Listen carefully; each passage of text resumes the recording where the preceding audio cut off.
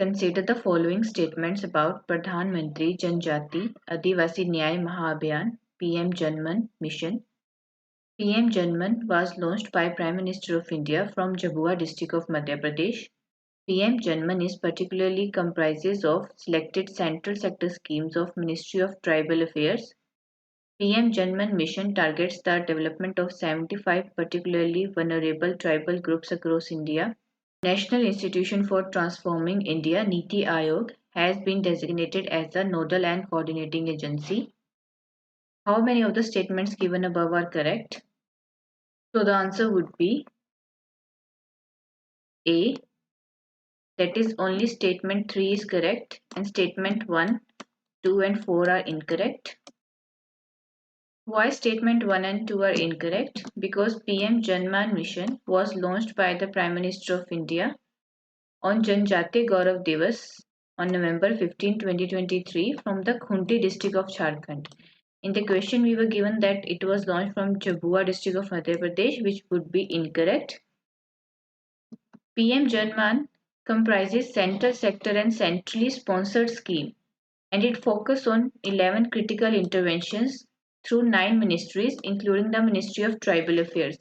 So in the question we were given that it comprises of selected central sector schemes of Ministry of Tribal Affairs, which would be incorrect because here 9 ministries are participating in PM Janman Mission. Likewise, statement number 3 is correct, but statement number 4 is incorrect because Pradhan Mantri Janjati Adivasi Nyay Mahabhiyan, it aims to bring 360-degree development in tribal areas. PM Janman Missions, it targets the development of 75 particularly vulnerable tribal groups which are also known as PVTGs, and it will help in development of these PVTGs because they are left out by the schemes of various ministries and departments. Total financial outlay of PM Janman Mission is 25,000 crores and it focuses on 11 critical interventions. Tribal health is one of the key focus area under PM Janman. Union Ministry of Tribal Affairs, it will be the nodal and coordinating ministry, whereas each of the other sectoral ministries and departments, they will also implement various other interventions related to this PM Janman mission. Moreover, as per the census of 2011, India has a scheduled tribe population of 10.45 crore, and out of this population, 75 communities are recognized as particularly vulnerable tribal groups. These PVTGs come from 18 states and one union territory, which is of Andaman and Nicobar. Next question. Consider the following statements about Pradhan Mantri Vishwakarma Kaushal Samman PM Vikas scheme. The scheme is fully funded by the Government of India. The scheme is independently implemented by the Ministry of Commerce and Industry. Collateral and interest-free loan will be provided to traditional artisans engaged in selected trade categories. How many of the statements given above are not correct? So the answer would be B, that is statement number 2 and 3 are incorrect and statement number 1 is correct. PM Vikas scheme is a central sector scheme. It was launched on 17 September 2023 by the Prime Minister. It aims to provide end-to-end support to artisans and craft persons. PM Vikas scheme is implemented as a central sector scheme. That means that it is fully funded by the Government of India. It has an initial outlay of 13,000 crores.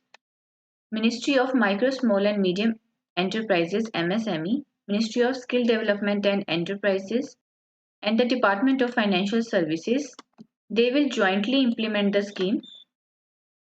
PM Vikas scheme will be implemented for 5 years, that is up to 2027-28. And in this scheme, 18 type of traditional trades will be covered for providing benefits to artisans and craft persons. Here we are given the list of 18 traditional trades which are covered under the PM Vikas scheme, such as carpenter, cobbler, boat maker, mason, etc. Please pause the video and thoroughly इसको read कर लो एक बार. So these artisans will be recognized through a PM Vishwakarma certificate and इनको ID card भी मिलेगा.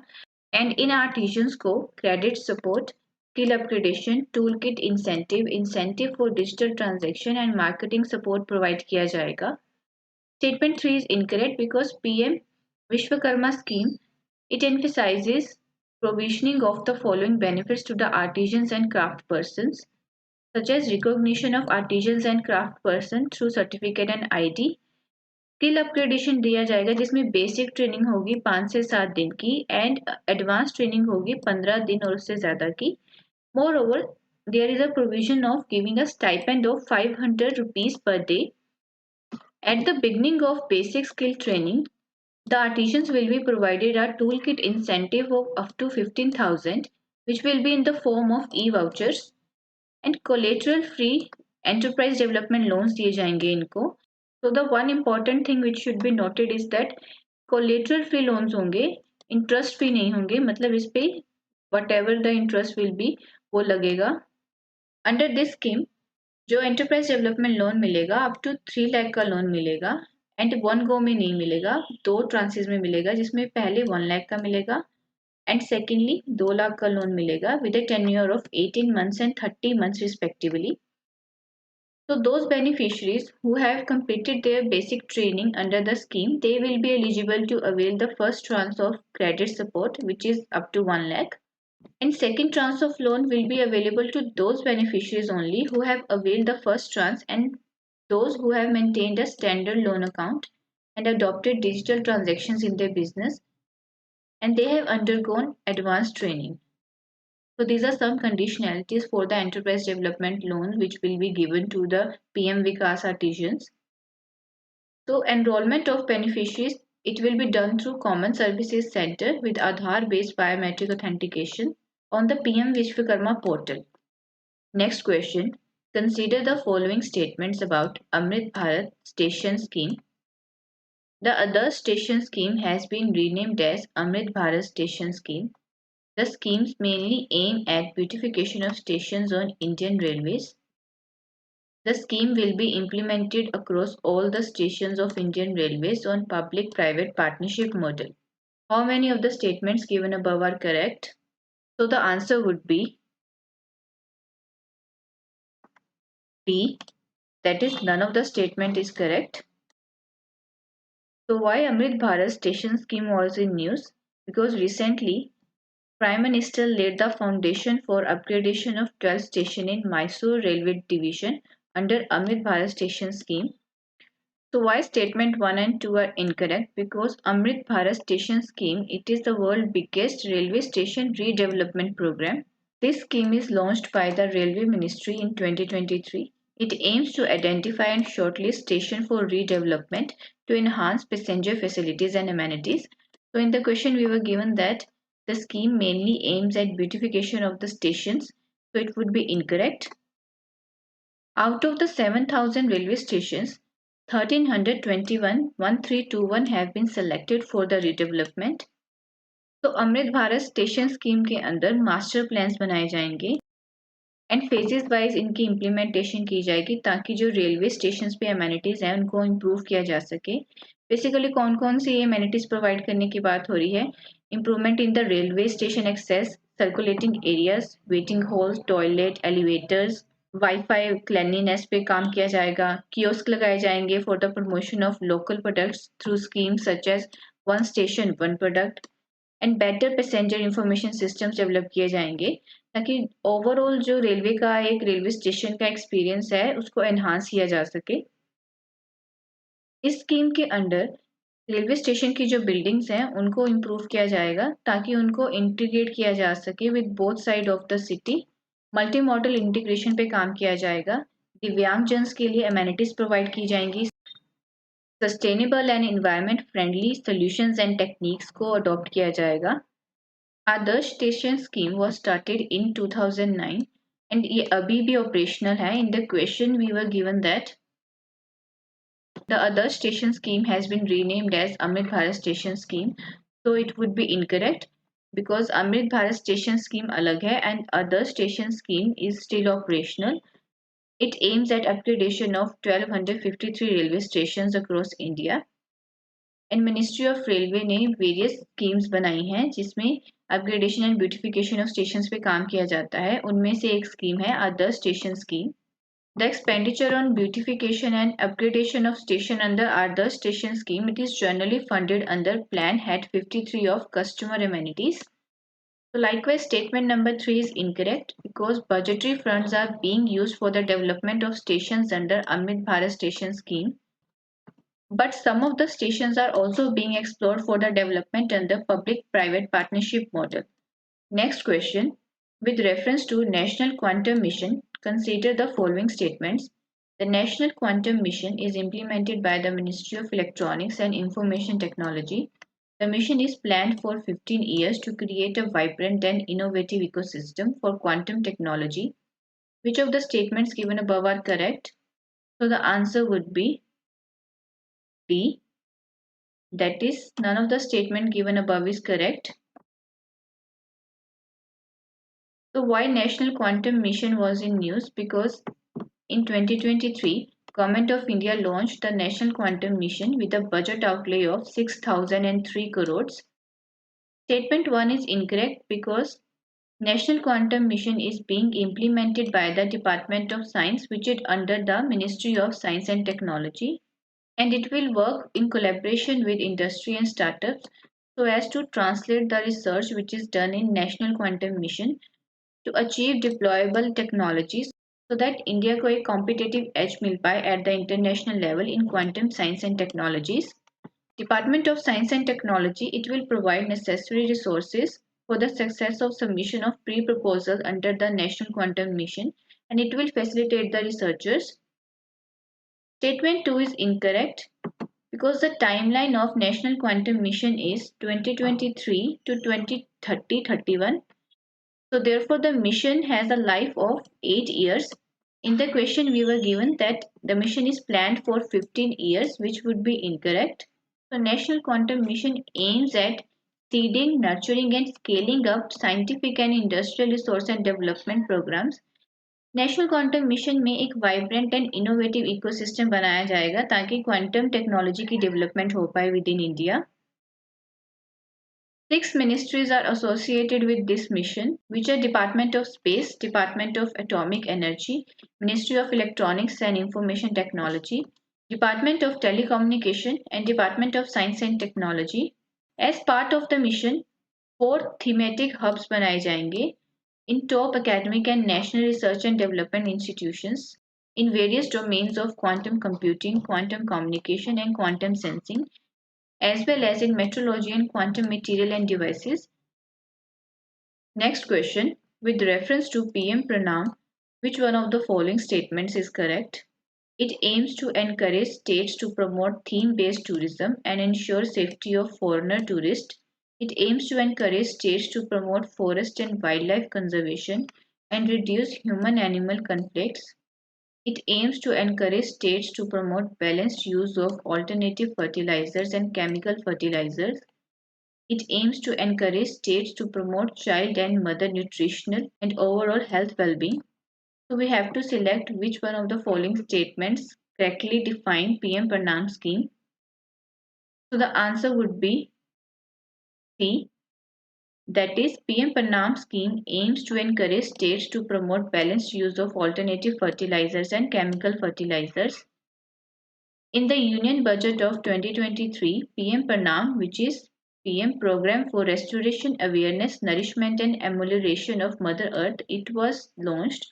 It aims to promote the balanced use of chemical and alternative fertilizers, as well as it aims to generate awareness of regenerative agriculture.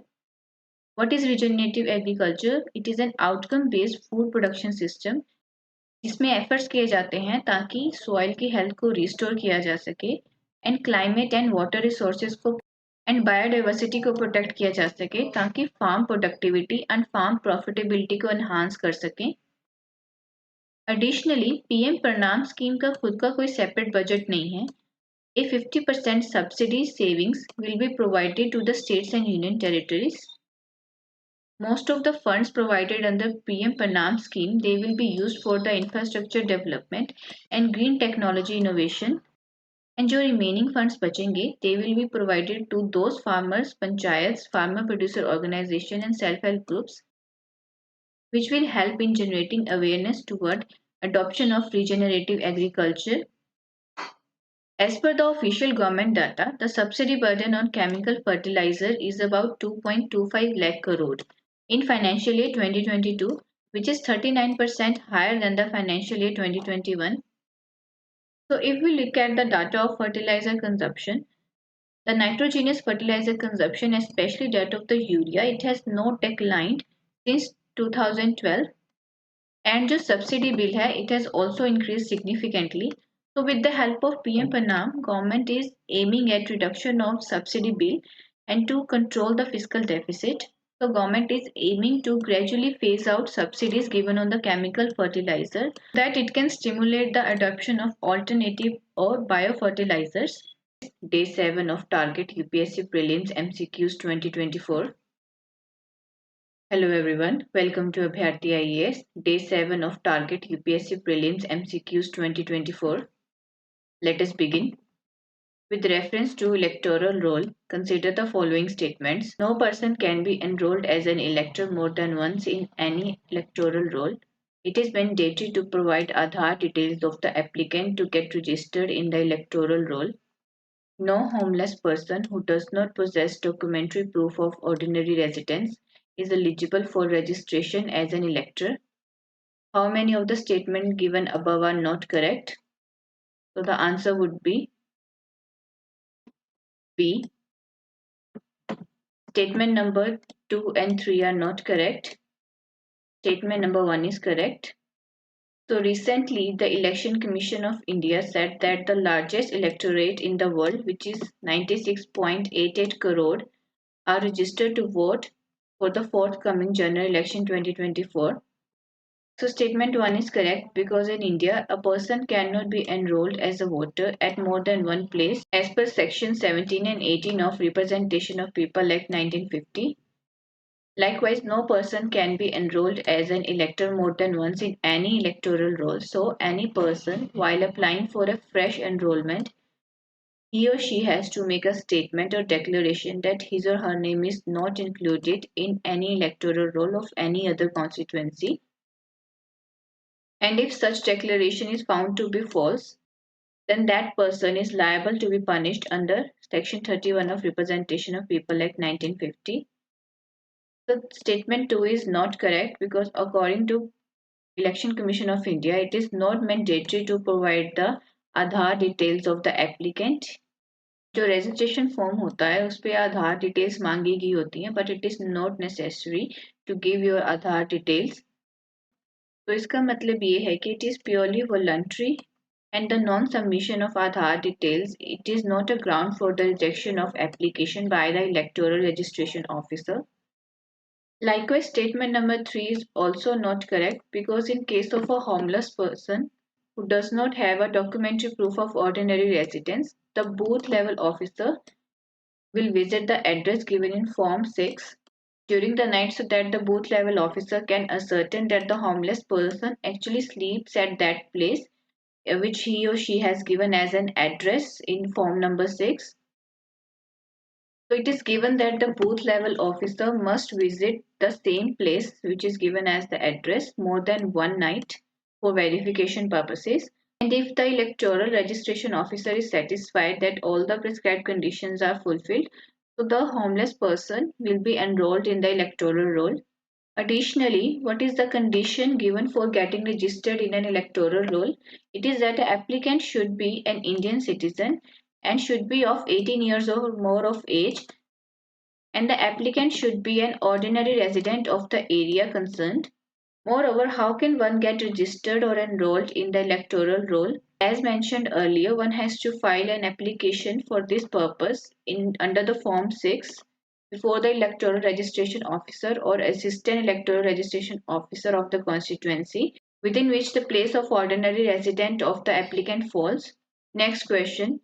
Which of the following statements are correct about Digital Personal Data Protection Act 2023? It covers personal data in both digital and non-digital format and subsequently digitized in India. Under the Digital Personal Data Protection Act, state agencies may be exempted from its position at the government's discretion. Personal data can be included and processed only with explicit consent from the individual with no exemption. We have to select how many of the statements are correct. So the answer would be B. That is, only statement number 1 and 2 are correct and statement number 3 is incorrect. Digital Personal Data Bill received President assent in August 2023. Statement 1 is correct because Digital Personal Data Protection Act is now in effect and governs the processing of digital personal data in India, regardless of whether the data was originally collected in digital or non-digital format and subsequently digitized. Statement 2 is correct because Digital Personal Data Protection Act it aims to establish a higher level of accountability for the entities operating within India, including the internet companies, mobile apps, businesses involved in the collection, data and processing of citizens' data. The right to privacy is strongly emphasized within the Act so as to ensure that the entities which are dealing with the personal data they should be held accountable. However, it has been given that under this act the state agencies may be exempted from its provisions at the government's discretion. Data Protection Act will also have implications for India's trade negotiation with other countries. This act aligns with global data protection standards. It takes inspirations from various models like European Union's General Data Protection Regulations and China's Personal Information Protection Law. Statement 3 is not correct because the personal data will be included and processed only with explicit consent from the individual unless specific circumstances which deals with national security, law and order requires otherwise. So therefore there are some specific exceptional circumstances in which the consent of individual will not be required. Data Protection Act beyond the border of India भी apply होता है. It also covers those digital personal data processing activities which took place abroad. ये specifically उन organizations के ऊपर apply होता है which offers goods or services to individuals in India or which engage in the profiling of Indian citizens. Under this act, the individuals also have the right to information, right to correction and erasure, right to grievance redressal and the individuals also have the right to nominate any other person to exercise the above given rights in the event of individual's death or incapacity. So at present, there is no specified timeline for implementation of grievance redressal and data principal rights. Next question. With reference to Telecommunication Act 2023, consider the following statements. The Act covers broadcasting, over-the-top services and satellite-based communication services. Telecom operators have been mandated to capture verifiable biometrics data when they issue a new connection. The Act provides for refunding the spectrum price paid by the entities for its allocation if authorization is suspended. How many of the statements given above are not correct? So the answer would be B. So the statement number 1 and 3 are not correct, but statement number 2 is correct. The President gave his assent to Telecommunication Act of 2023 in December 2024. Statement 1 is not correct because the Telecommunication Act of 2023 excludes from its ambit broadcasting over-the-top services such as WhatsApp and Telegram, while in the question we were given that the Act covers these such services, which would be incorrect. The Telecommunication Act of 2023 has repealed the Indian Telegraph Act 1885, Indian Wireless Telegraphy Act 1933 and Telegraph Wires Unlawful Possession Act 1950. Moreover, it also amends the Telecom Regulatory Authority of India Act 1997, which is also known as TRI Act 1997. The Telecommunication Act cements rules for spectrum allocation and it provides for an administrative route which is non-auction route for assigning airways for satellite-based communication services. The spectrum will be assigned by auction except for specified uses where it will be allocated on an administrative basis. Statement 2 is correct because under the Telecommunication Act, the telecom operator will have to be mandated to capture verifiable data when they issue a new connection. Statement number 3 is not correct Because under the Telecommunication Act, there is no such provisions of refund of spectrum price paid by the entities for the spectrum allocation. In the Act, it is specifically mentioned that no person shall be entitled to the refund of any fees or charges paid in respect of or under an authorization or assignment granted under this Act, if such authorization or assignment is suspended, curtailed, revoked, or varied. But it has to be noted that under the Act, the central government can permit sharing, trading, leasing, and surrender of assigned spectrum, subject to various terms and conditions, including the applicable fees and charges, which are also prescribed in the Act. Next question. Consider the following statements. Statement 1. District collectors are obliged to respond to summons issued by the Enforcement Directorate. Statement 2. The Prevention of Money Laundering Act allows the Enforcement Directorate to probe the money laundering aspect of crimes registered by the police on various states. So we have to select whether the statement 2 is the best and correct explanation for statement 1. So the answer would be A. That is, statement 1 and 2 both are correct, and statement 2 is the correct explanation for statement 1. Recently, the Enforcement Directorate froze 123 crore which was kept in bank account of NIUM India Private Limited on the behalf of Singapore-based Shell Company. It was in connection of a case involving illegal online loans, gambling and betting apps. Statement 1 and 2 are correct because Prevention of Money Laundering Act (PMLA) allows the Enforcement Directorate to probe the money laundering aspect of crimes which are registered by the police in various states. So there was a recent case in which the Supreme Court of India directed 4 district collectors in Tamil Nadu to appear and respond to the summons issued by the Directorate in the illegal sand mining case. So what the court stated that the district collectors and persons to whom the summons have been issued, they are obliged to respect those summons. Moreover, Supreme Court of India ने ये भी emphasize किया कि under Section 52 of Prevention of Money Laundering Act, Enforcement Directorate is empowered to summon any person whose attendance was considered necessary for giving evidence or production of records in course of any investigation or proceeding under the Prevention of Money Laundering Act. To put it in simple words, Section 53 क्या करता है? ये mandatory कर देता है कि जिस भी इंडिविजुअल को समन पास किया है, that individual is bound to attend in person or through authorized agent before the Enforcement Directorate and would be required to make truthful statements and produce the required documents which are asked by the Enforcement Directorate. Next question. With reference to Uniform Civil Code, consider the following statements. Uniform Civil Code is part of Part 4 of Indian Constitution, which includes the directive principles of state policy. Uttarakhand has become the first state in independent India to implement Uniform Civil Code. People of all religion in Goa are subject to same laws on marriage, divorce and succession. We have to select which of the following statements are correct. So the answer would be D, that all of the statements are correct. So as per the statement 1, the Uniform Civil Code is a part of Part 4 of the Constitution, which includes the directive principle of state policies. Part 4 में Article 44 ये specifically provide करता है कि states shall endeavour to secure for citizens a uniform civil code throughout the territory of India. The debate regarding the Uniform Civil Code and its implementation dates back to Constituent Assemblies, wherein B.R. Ambedkar believed that Uniform Civil Code was necessary to promote gender equality, secularism and national integration. Statement 2 is correct because Uttarakhand has become the first state in independent India to implement a Uniform Civil Code.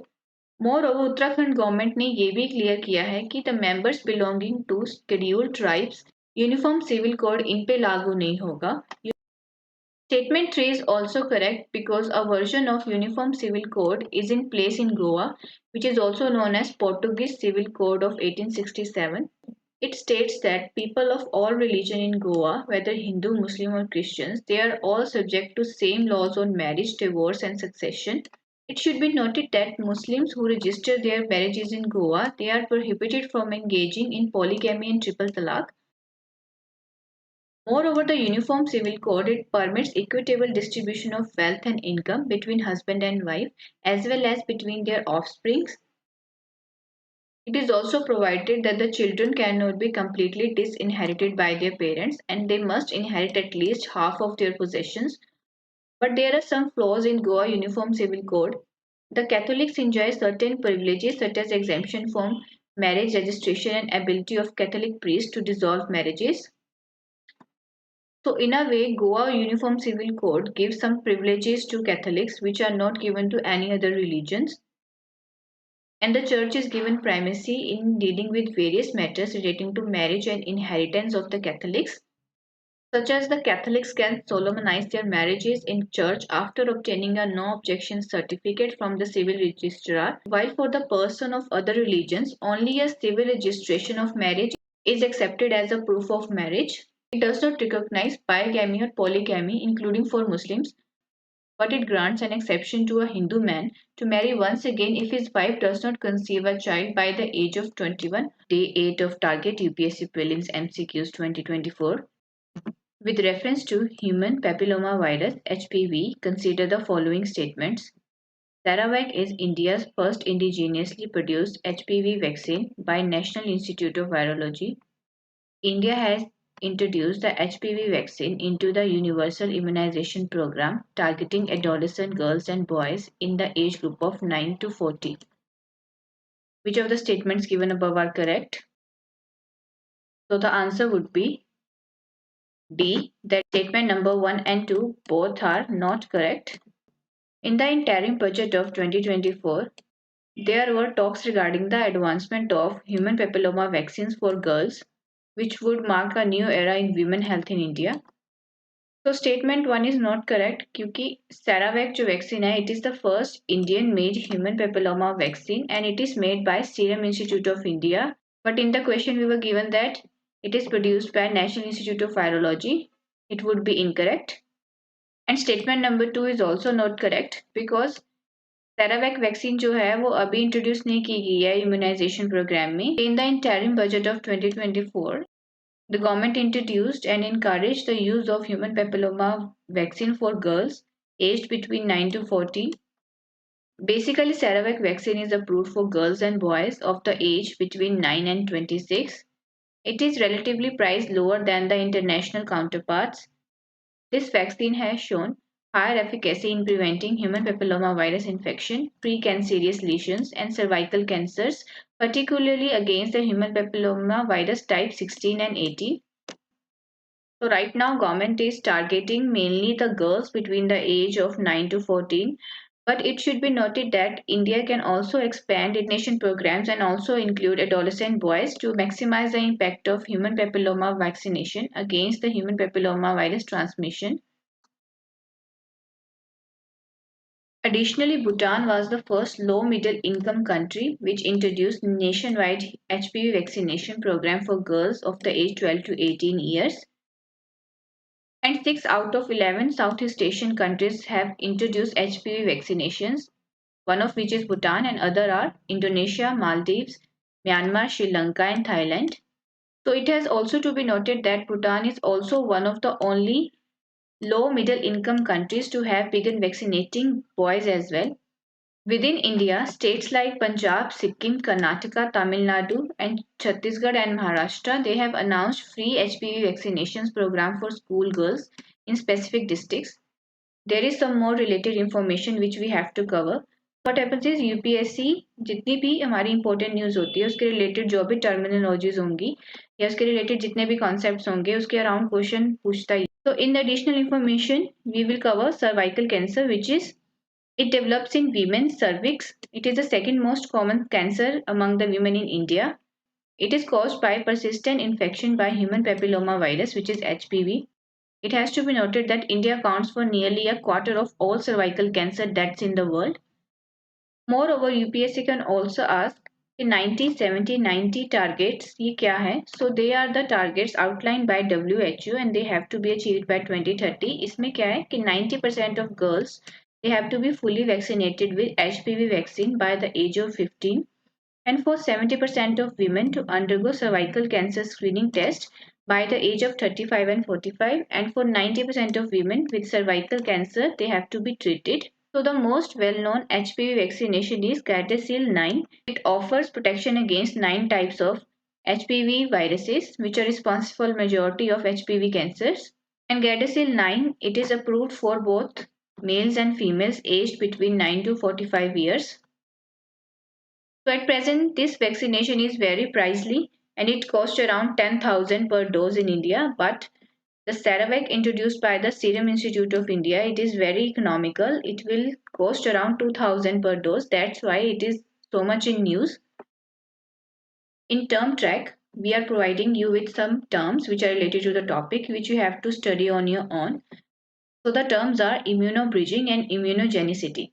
So you have to search for these terms and get to know about them because they are related to the topic which we are covering.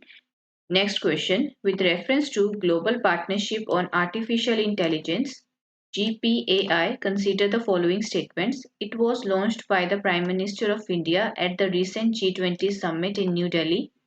As lead chair, India hosted the annual GPAI Summit 2023 to discuss matters related to artificial intelligence.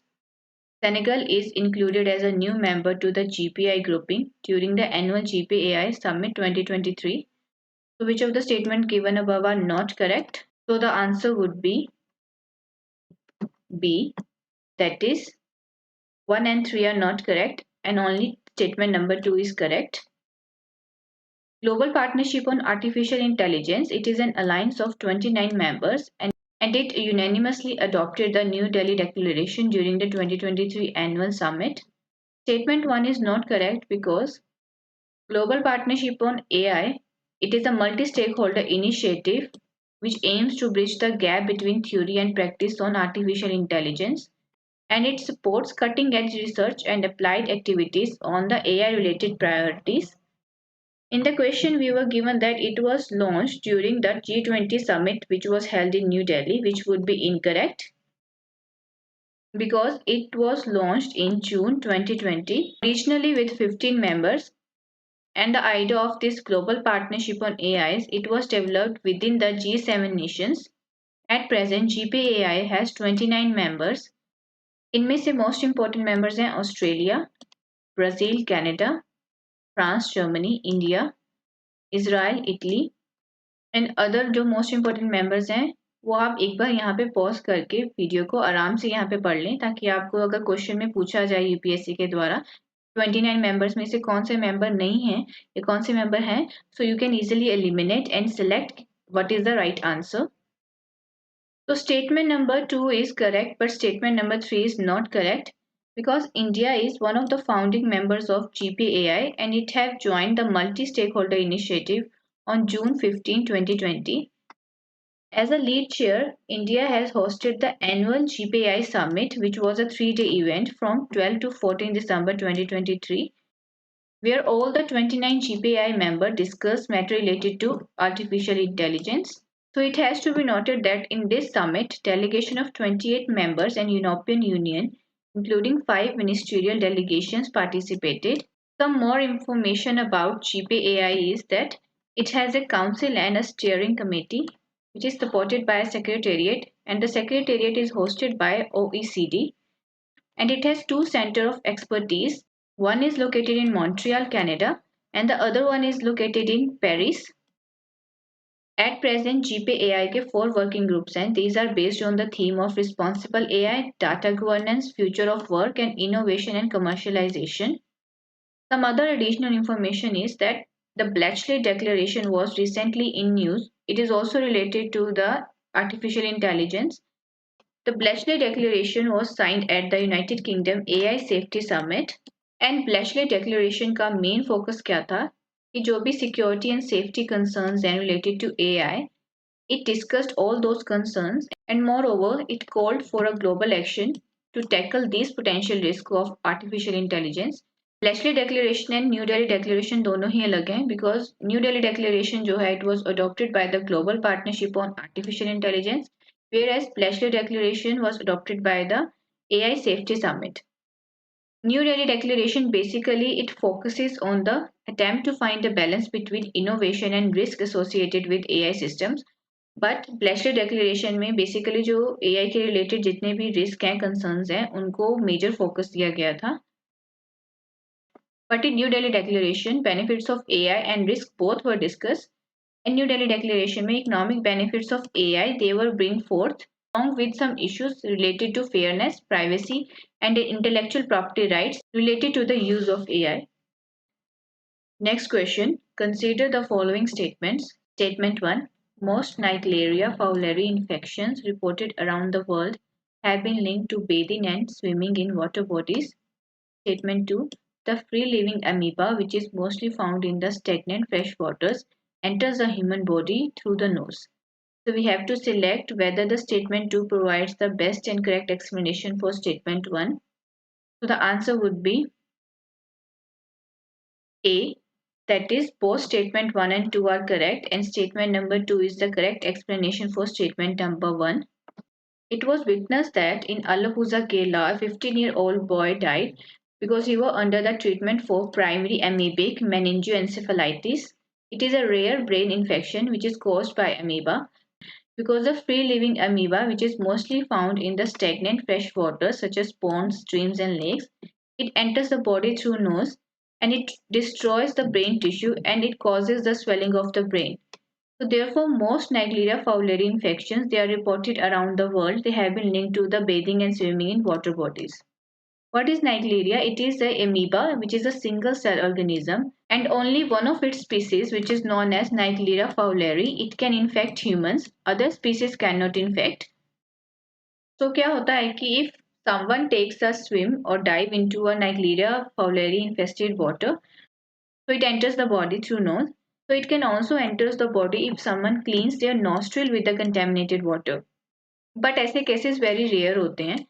It has to be noted that water vapor या फिर aerosol droplet से ये amoeba travel नहीं कर सकता. Naegleria fowleri it can also grow in pipes, hot water heaters and water system including treated public drinking water systems. So additionally it has to be noted that this brain-eating amoeba it can infect a person which has inhaled the infested dust. ये amoeba brain के tissues को damage करके primary amoebic मेनिंजोएंसेफेलाइटिस की infection कर देता है brain में. Next question. With reference to dark fiber, consider the following statements. Dark fiber sometimes refers to an already laid but unused optical fiber that is not connected to active electronics or equipments. Statement 2. Dark fibers are particularly non-functional, discarded optional fibers through which no information or light pulse can be transmitted. So we have to select whether the statement number 2 is the correct and best explanation for statement number 1. So the answer would be C. That is statement number 1 is correct but statement number 2 is incorrect. Statement number 1 is correct because the dark fibers or unlit fibers with respect to network connectivity they refer to an already laid out but unused or passive optical fibers. ऐसी optical fibers which are not connected to active electronics or equipments and it does not have other data flowing through it and it is available for use in fiber optic communication. So in the present context, ऐसे unused optical fibers अगर they are leased out to businesses and institutions तो इनको dark fiber कहा जाता है. Even after use भी ऐसे fibers को dark fiber कहा जा सकता है because they are independent of other network cables. Data in these dark fibers and other optical fibers it is transmitted simultaneously. Even though जो dark fibers में data पाया जाता है it is separated from the regular data but it is not non-functional or discarded. So dark fibers के जरिए जो data transmit किया जाता है it is transmitted at different wavelengths. And with the technique of dense wavelength division multiplexing, we can also convert a single optical cable into a multiple optical cable. It helps in providing a secure network and unmatched internet performance. So what happens is ऐसे businesses जिनको high bandwidth चाहिए होती है and which want a secure connection, they are physically isolated from other networks in order to safeguard their sensitive information. तो dark fibre का use कैसे businesses या institutions करते हैं? Mainly government institutions, schools and colleges, e commerce platforms, banks, service based companies, product based businesses And dark fibers, they also helps in minimizing service delays and improving customer relations. The term given in term track is collocation. Next question. Consider the following statements. Statement 1. Blue is the color of biggest and hottest stars. White, yellow and red are the colors of least massive and relatively cooler stars. Statement 2. Blue stars, yellow stars and red stars alike are made up of around 75% hydrogen, 24% helium and smaller amounts of other elements. So we have to select whether statement number 2 is the best and correct explanation for statement number 1. So the answer would be, just a second, B. That is, both statement 1 and 2 are correct, but statement number 2 is not the correct explanation for statement number 1. Recently एक earliest known dead galaxy को support किया गया by Webb telescope. Statement number 2 is not the correct explanation for statement number 1 because जो blue stars होते हैं they are the hottest and most massive of all the stars in the galaxy. कोई भी star which has 3 or more times as much mass as the sun, it tends to look blue to our eyes. It is irrespective of other factors such as chemical composition.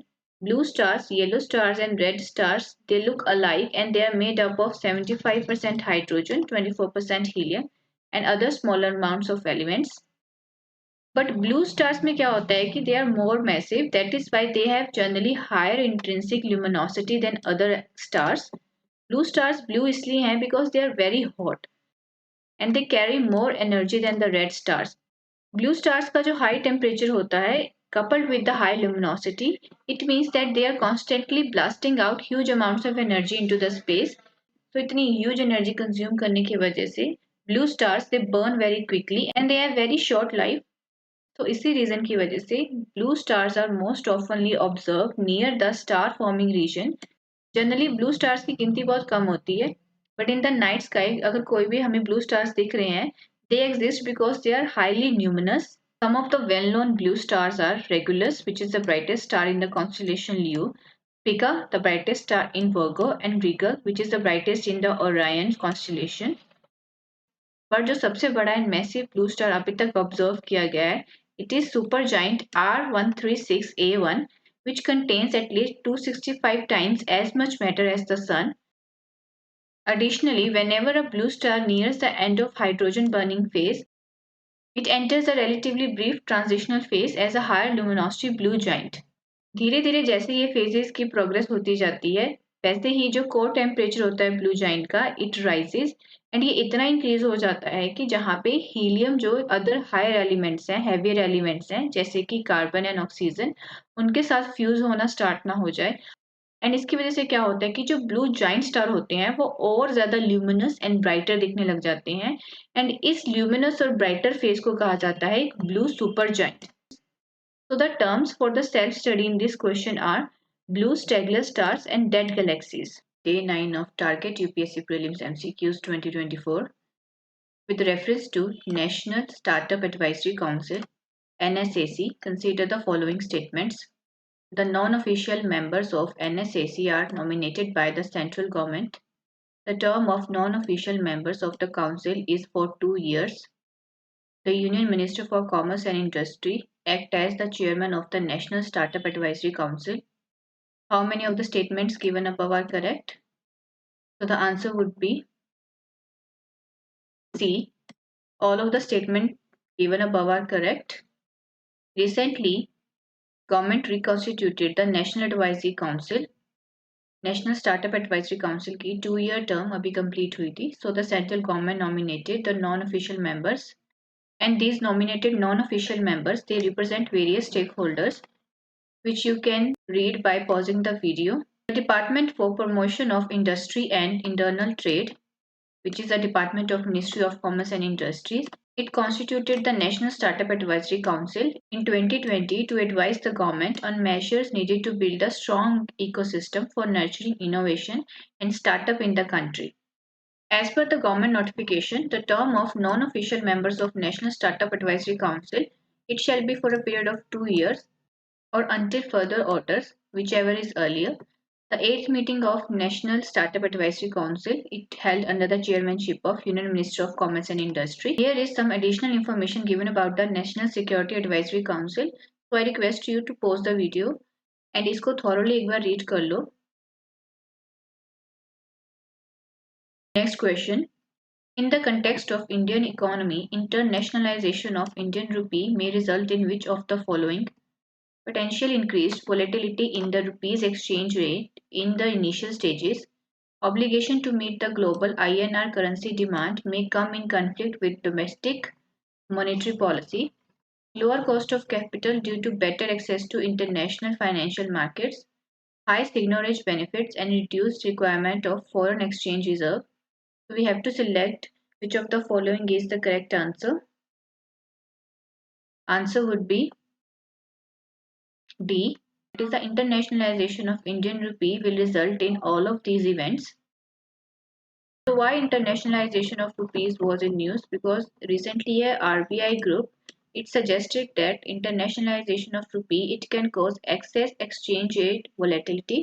So last year एक inter departmental group बनाया गया था by the reserve bank of India. उसने report किया कि that the internationalisation of रूपी it may result in increased volatility in rupees exchange rate but it will occur in initial stages.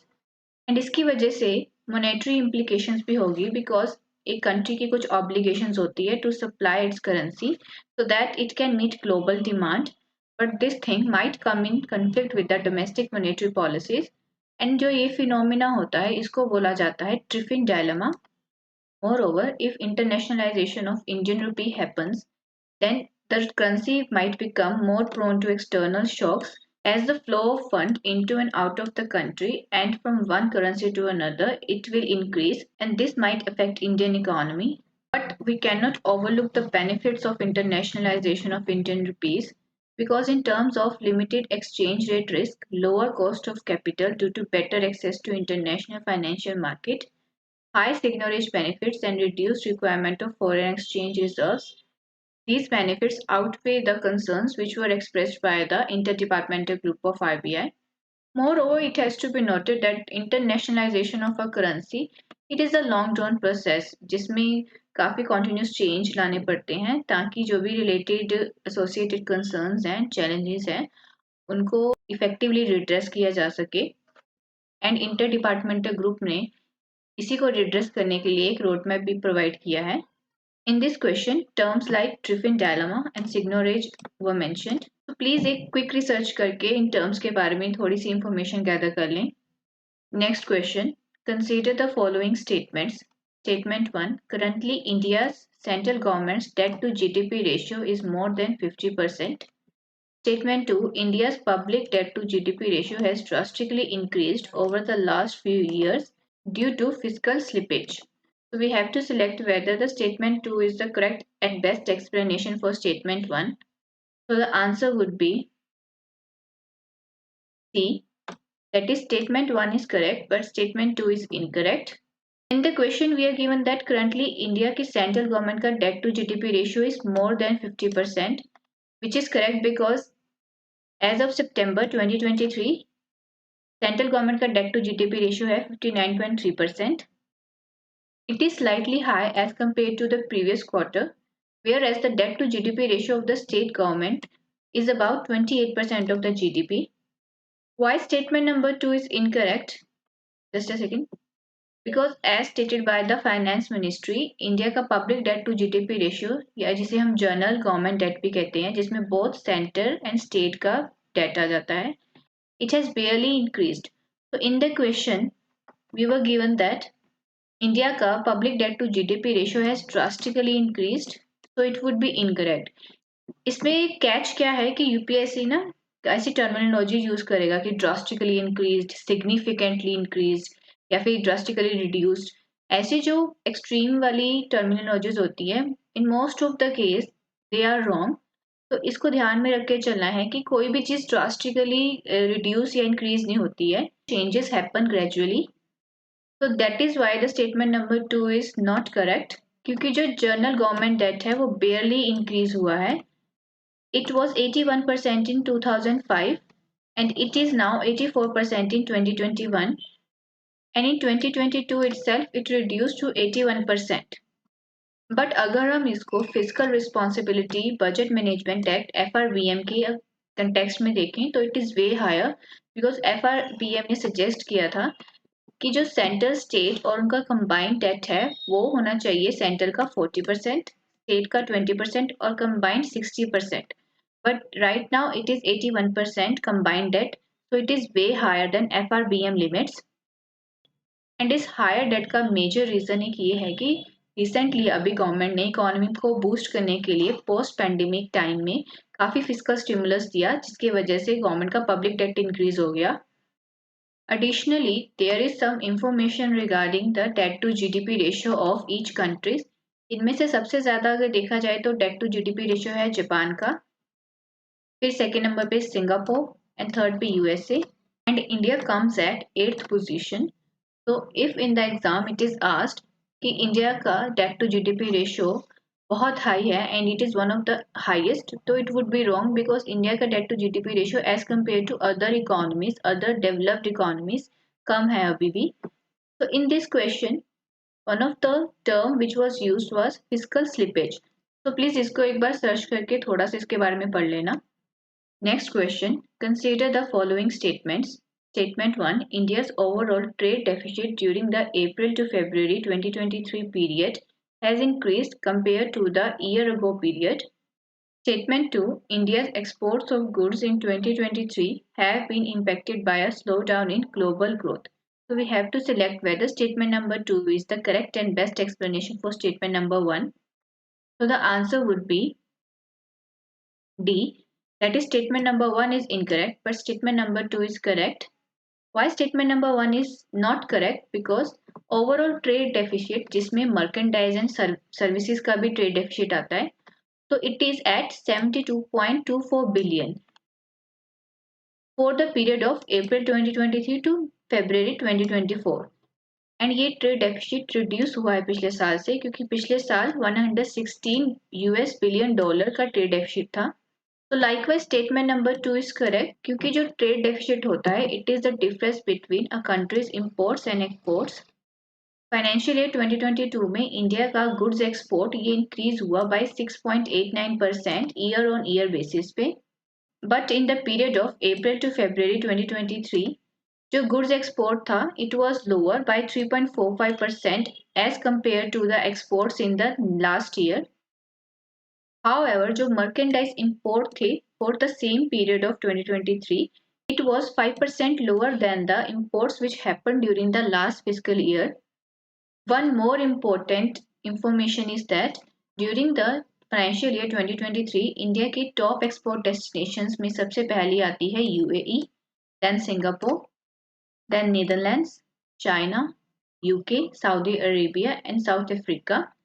अगर import sources की बात की जाए तो रशिया सबसे नंबर 1 पे है, टॉप पे.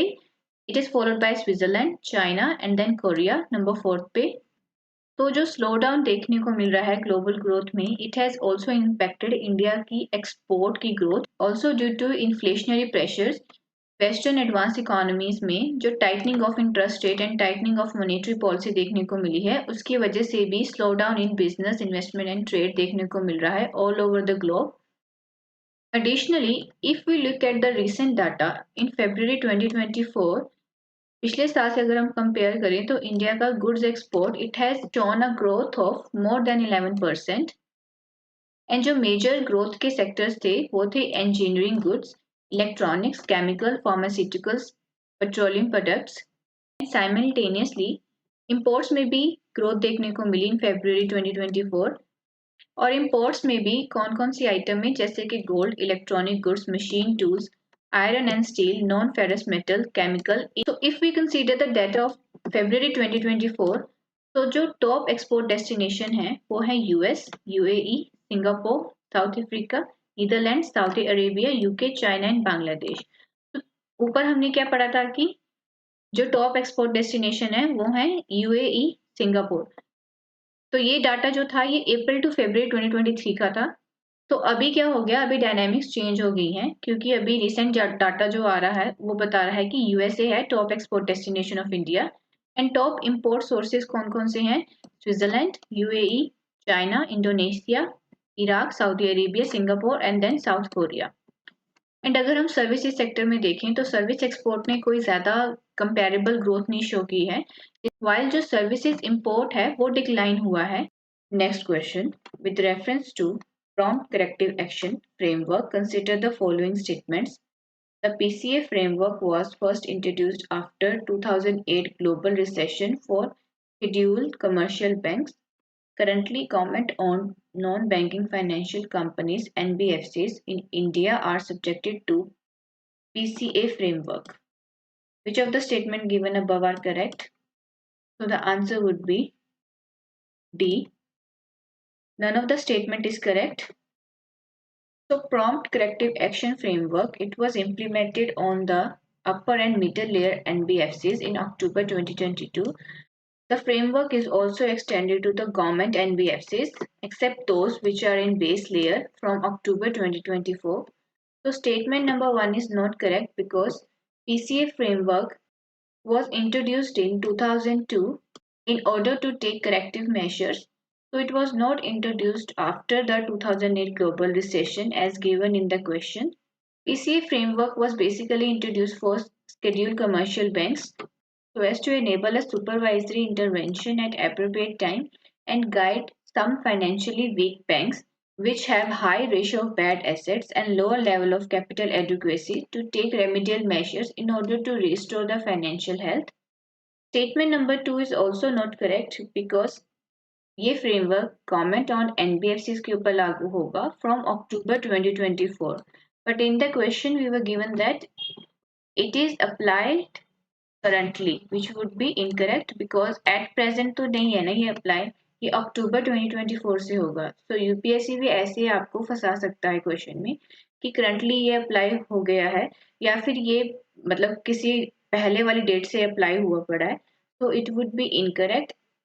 So in the PCA framework, restriction on dividend distribution and profit remittance, requirement for equity infusion by promoters and shareholders, leverage reduction, limitation on issuing guarantees or taking on contingent liabilities for group companies, these all limits will apply on those NBFCs, government owned NBFCs जिनके ऊपर PCA framework RBI के द्वारा लगाया गया है।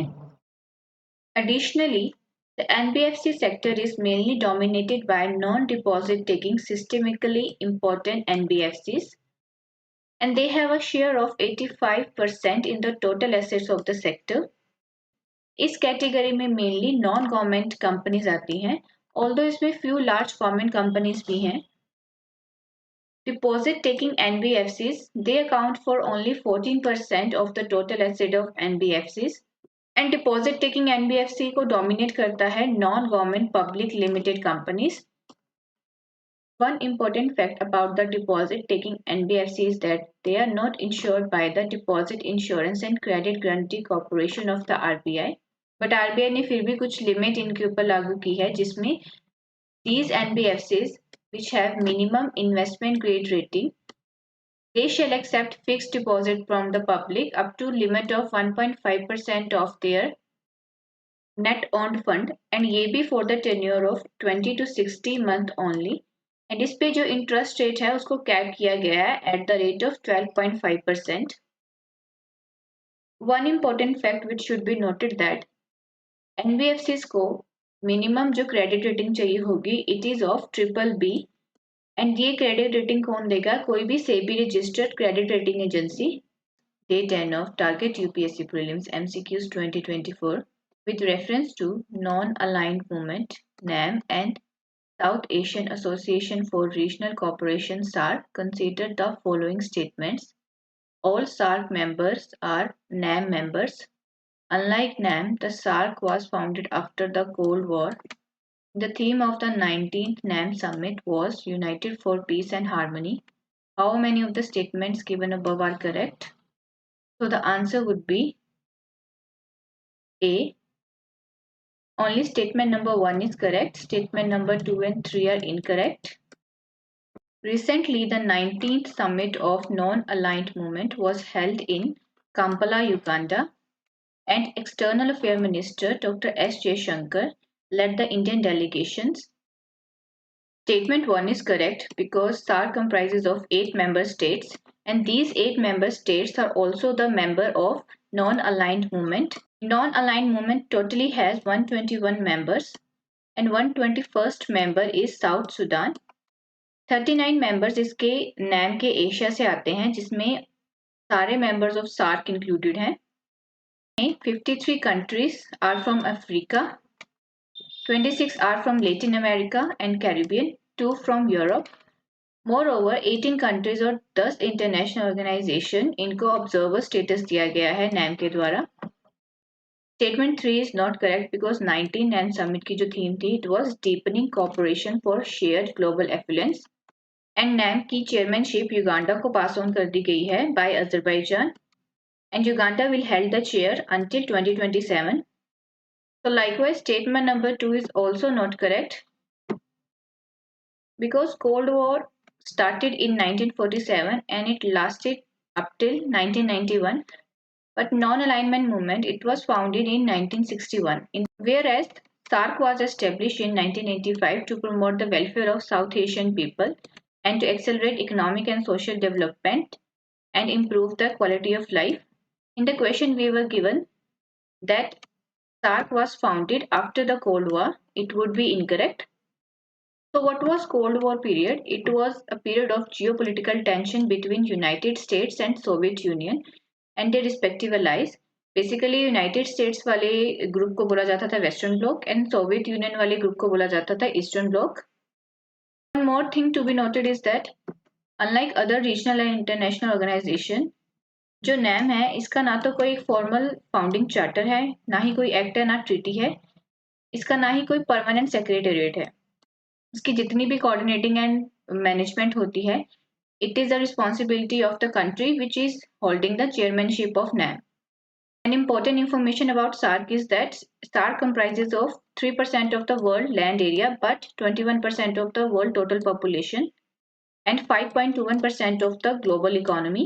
Next question. With reference to United Nations Commission on Narcotic Drugs, CND, consider the following statements. It was established by Economic and Social Council ECOSOC in 1946. The CND meets biennially to supervise the application of the international drug control treaties. India is elected to chair the United Nations Commission on Narcotic Drugs for 2024 to 26 period. How many of the statements given above are not correct? So the answer would be B.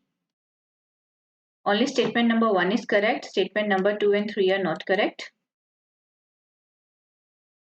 In April 2023, India was elected by the United Nations Economic and Social Council, which is ECOSOC, as the member of the UN Statistical Commission, the Commission on Narcotic Drugs, and Program Coordinating Body of the Joint UN Program on HIV/AIDS. So statement number 1 is correct because Commission on Narcotic Drugs was established by ECOSOC in 1946. It assists ECOSOC in supervising the application of international drug control treaties. 1991 में general assembly ने commission on narcotic drugs की mandate को extend कर दिया and इसको as a governing body बना दिया of United nation office for drug control. Statement number 2 is not correct because Commission on Narcotic Drugs, it meets annually, whereas in the question we were given that it meets biennially, which would be incorrect. Likewise, statement number 3 is also not correct because currently H.E. Philbert Apaka Johnson of Ghana is the chair of the United Nations Commission on Narcotic Drugs. In the question we were given that currently India is the chair, which would be incorrect. The Bureau of the Commission, it composed of a chairperson, 3 vice chairperson and 1 rapporteur. Charles Henry Ludwig Sherman, who was a Canadian ambassador, he was the first to chair the commission in December 1946. Next question. With reference to United Nations Statistical Commission, consider the following statements. It was established in 1945 as the highest body of the global statistical system. All United Nations Organization member nations are UN Statistical Commission members. India is a founding and permanent member of the UN Statistical Commission. How many of the statements given above are correct? So the answer would be D. None of the statement given above is correct. India was recently elected by the United Nations Economic and Social Council as a member of the UN Statistical Commission, Commission on Narcotic Drugs, and the Program Coordinating Body of the Joint UN Program on HIV/AIDS. So statement number 1 is not correct because UN Statistical Commission it was established in 1947.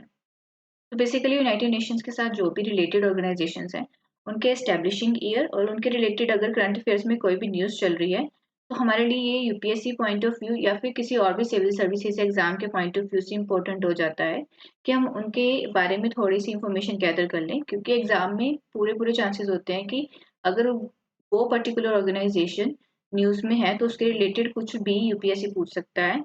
तो better है कि हम पहले से ही अपनी preparation करके जाएं ताकि अगर कोई भी फैक्चुअल डाटा भी पूछा जाता है करंट अफेयर से भी रिलेटेड तो हम उसके लिए we are prepared. So yes, UN Statistical Commission, it is the highest body of the global statistical system and it was established in 1947. It brings together the chief statistician from member states and it is the higher decision-making body for international statistical activities. Moreover, it is responsible for setting statistical standards and development of concepts and methods, including their implementation at the national and international level. And statement number 2 is not correct because UN Statistical Commission it consists of 24 member countries of the United Nations. In the question we were given that all the UN member nations are the UN Statistical Commission members. It would be incorrect. Most of the cases में ऐसे होता है कि UPSC अगर all डाल रहा है तो it is very extreme statement तो ये रॉन्ग होगा बट यस इसमें थोड़ा सा स्कोप रहता है कि कई बार ऑल वाली चीज़ सही भी हो जाती है। तो मल्टीपल रिवीजन जब हम करते रहते हैं सेम ऑफ द टॉपिक्स की जो भी करंट अफेयर्स में रिपीट हो रहे हैं जो भी हमने अपने जितने भी सोर्सेज से पढ़ा है तो हमें ये चीज़ें क्लियर हो जाती हैं कि ऑल था या फिर सम ऑफ द मेंबर था। The members of the Statistical Commission they are elected by the United Nations Economic and Social Council on the basis of equitable geographical distribution. इसमें क्या होता है कि 5 मेंबर्स जो होते हैं they are from African states, 4 are from Asia Pacific states, 4 from Eastern European states, 4 from Latin American and Caribbean states and 7 members आते हैं from Western European and other states.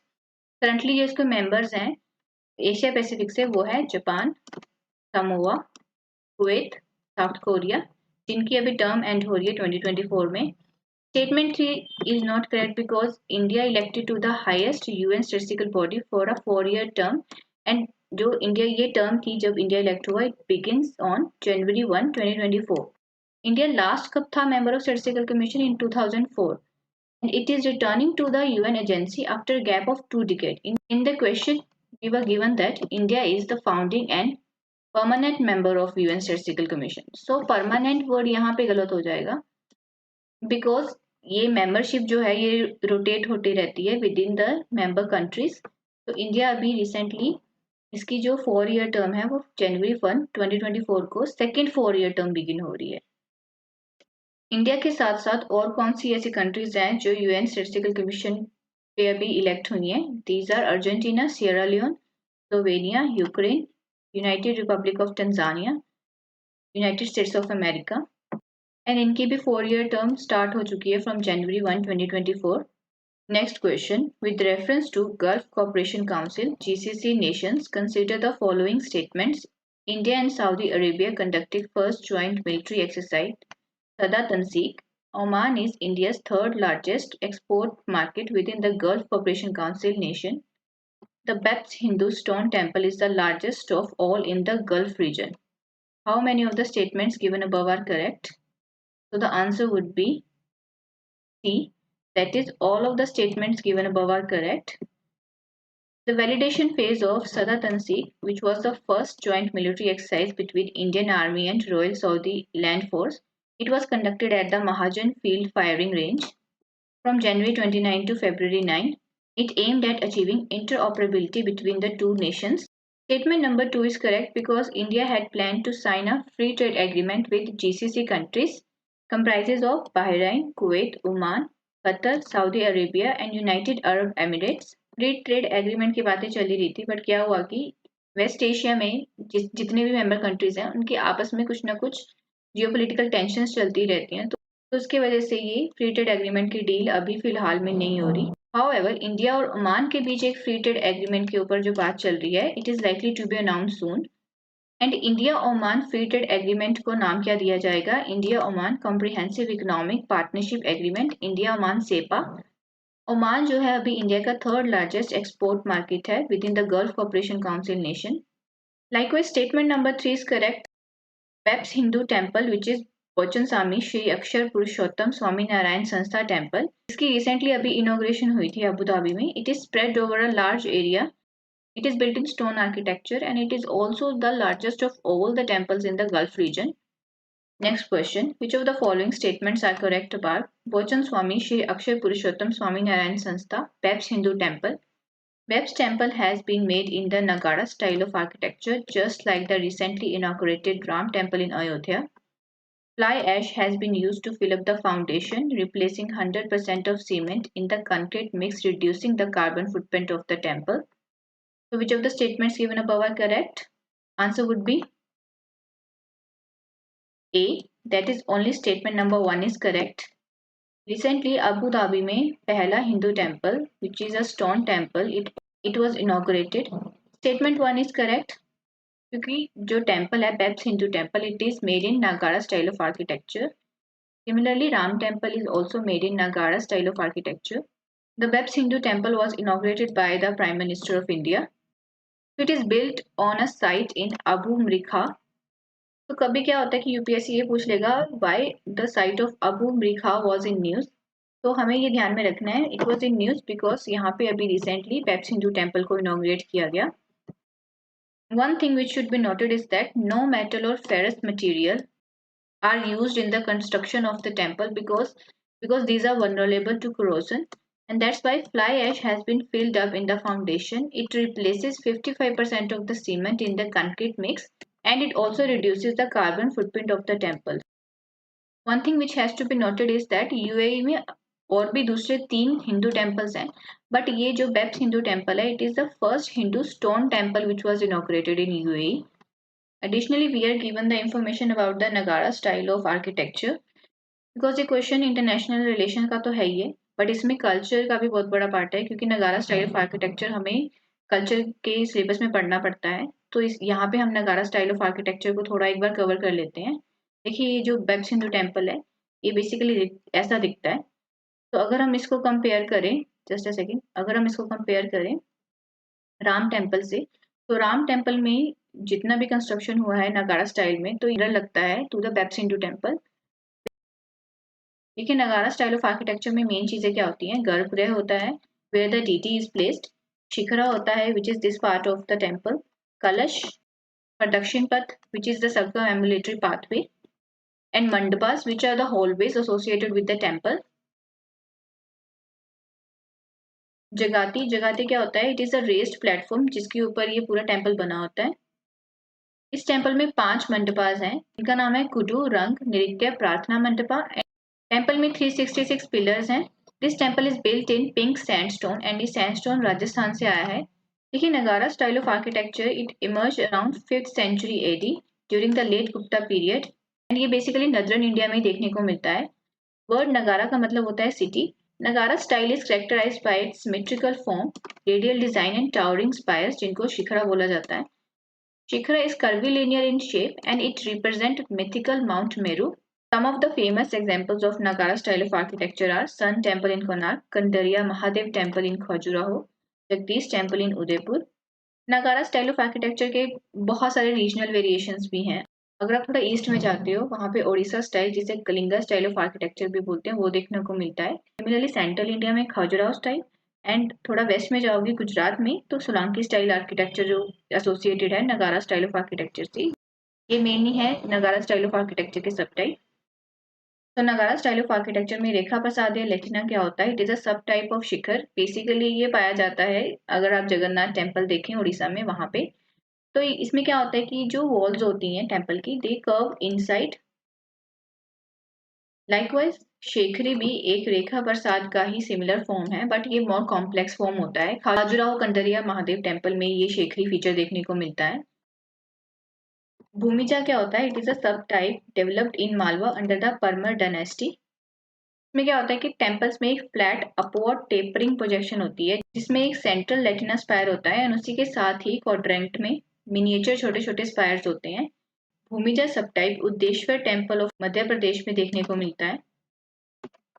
And when the temples are rectangular in shape और उनमें barrel vaulted roof होती हैं तो उसको बोला जाता है वल्लभी सबटाइप।